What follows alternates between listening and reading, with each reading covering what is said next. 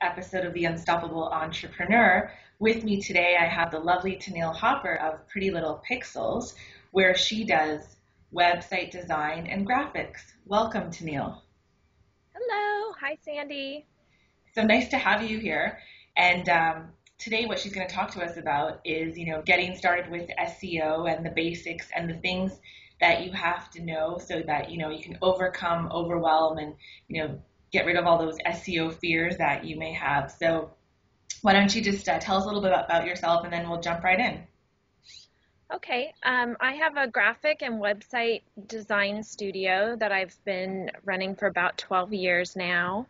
And I just really love creating beautiful websites and brands for people. And over the course of the years, it's changed. It's been a lot of print work in the earlier years, a lot of brochures and annual reports, but now it's getting more and more like online, timeline banners for Facebook and ebook covers and things like that. And the more online we go, the more I'm getting more requests for, SEO, search engine optimization. Everybody wants to know how they can be found in Google and what's the best practices. And a lot of entrepreneurs have a lot of confusion and just overwhelm about that topic. So let's start at the beginning. For those of us in the audience who don't know, what in a nutshell is SEO? So SEO, search engine optimization, is crafting certain keywords around your target market that are going to serve you best to find your ideal customer. So if you sell gardening tools, you want to make sure that you're looking to find the best terms that your customers are searching for when they are looking to shop for gardening tools. So there are just a few things that we can do to prepare ourselves to just give us one step, forward to reach those customers a little bit better. So you mentioned something interesting there, the keywords that our customers are using to find things online. Now, how am I, as an entrepreneur and an owner of a website, how am I supposed to figure out what those keywords are? I think the easiest step to start off is to just to maybe make a list of some of the ways that you would identify what you do. We all talk about like an elevator pitch or, a one sheet of your brand, and really just making a list of everything that how you would describe what your products or services are. And then go to Google, and there's a free tool in Google. It's the Google keyword tool. And you can use that tool to just start looking at some of the search volume that those words, those keyword terms are getting. Now, Google did change where you do have to have an AdWords account. So you do have to have you do have to sign up and have this AdWords account, but it is free. You can just sign up for it. It doesn't cost you anything. It only costs if you are going to actually run ads on Google. But there's a tool in there that will help you start the research by just typing in something like, gardening tools and seeing how often that gets searched. Okay. So once I have that list of keywords, I'm assuming I can search, locally and globally. What do I do with all those keywords? Well, that's a good question. The best thing from starting off is going to be, I like to tell people about the title tags, to really look at how their title tags are crafted and look at their content on their page and make sure that they are crafting content that does get good search results. And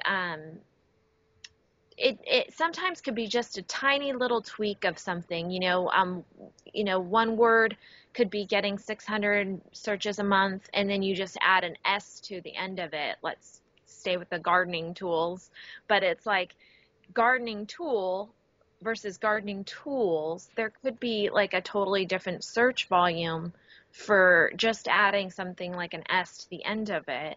And you just really need to do your research first to see what your clients are searching for. Another thing that's really important is sometimes in the industry, what we call our products and services aren't really what people are searching for. So it's really important to look at that first, because I've seen lots of companies where, internally that's what they call it in the industry, but that's not really what their clients are searching, or their ideal clients are searching for when they get into the keyword tool. Mm-hmm. So once you have that research, then you can kind of look at your content on your pages of your website and match up those content and tweak it where you can to get higher searches, but also really look at your title tags. Title tags are really important, and a lot of people overlook them.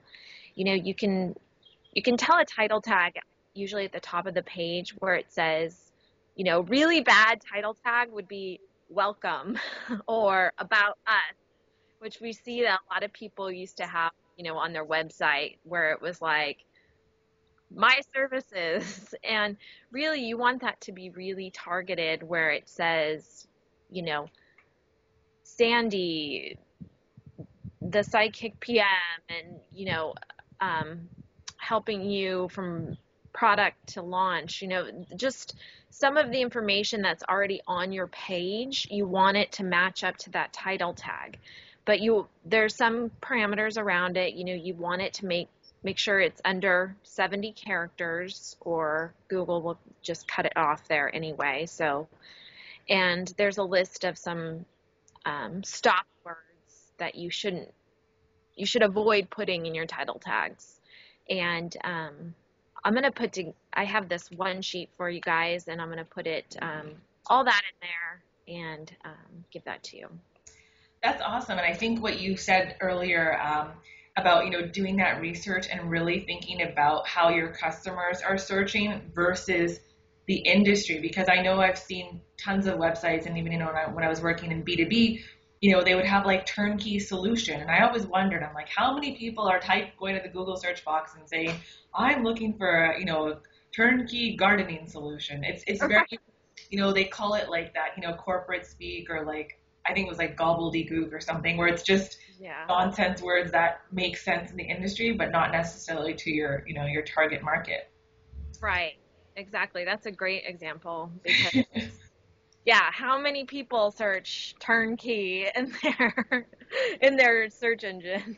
Right, but it makes us, yeah, exactly. How many people know what turnkey really means? If you're in the corporate world, you probably do, but right, we're searching for things. I don't know. Yeah. So you mentioned title tags are really important, and going through your copy and including those keywords. Are there other things that people can do that are relatively easy to boost their search engine rankings? Yes, a great one to do that is often overlooked is the alt tags for images. We talk about how a lot of people will say, images,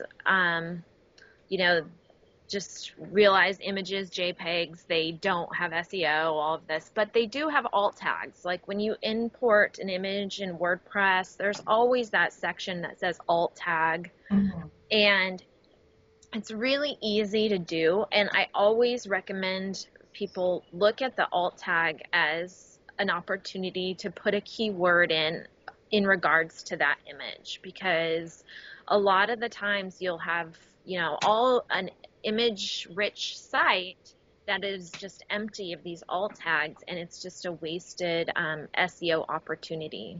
Right, and I mean, you have to tell the search engines what they're looking at, because they don't see the visual representation of the image.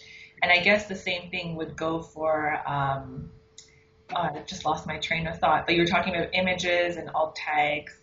Um, I'll think about it after, but another place. Oh, the name of the file. I guess you could Right. also add keywords to the file name.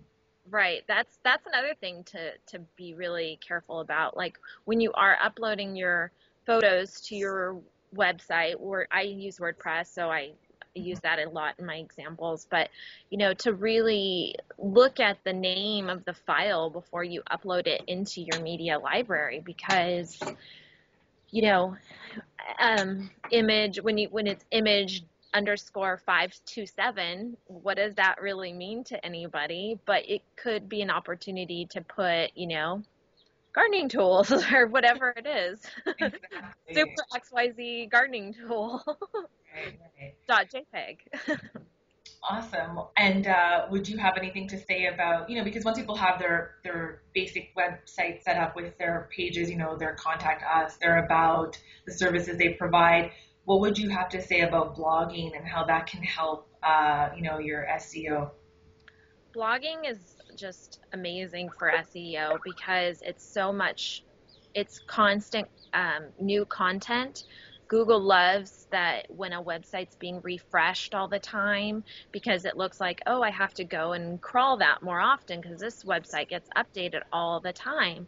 And that's what a blog really does for it. And it just is more pages with more keywords, more good content, is more opportunity to get searched on more topics and all of that. So it's really, really important for blogging for your website for SEO. And a good rule of thumb I'd say for blogs and for a website in general for SEO is don't just set it and forget it. Don't just have a blog and then like leave it like, okay, I've done my thing, I got a blog, and you update it once a month. And it just doesn't look one, it doesn't look like you're really engaged, and people aren't going to go, oh, I have to check that. And that's what Google's going to do too. This person doesn't really update this very often. And the same goes for your SEO. Like, just because you did the research once and you put it all in place doesn't mean you should leave it. You should constantly evaluate it every couple months and look if there's trends happen and keywords change, and it's good to take a look at it every so often. Awesome. Well, I think you definitely shed a lot of light on, best SEO practices and given some people some ideas of where they can start. So where can we find you online if we want to get in touch with you? You can find me at prettylittle.pixels.com. So pretty little pixels, pixels.com. And I'm all, that's probably the best way to find me. I mean, I'm on every other one too, like Twitter and Facebook and all of those, but it's a good place to start. Nice. And like Tennille mentioned, she'll also be including a one-page SEO cheat sheet that you can download, so watch for that in the notes. And I just want to say thank you again for taking the time to speak with us, and look forward to connecting more. Thank you, Sandy. You're welcome.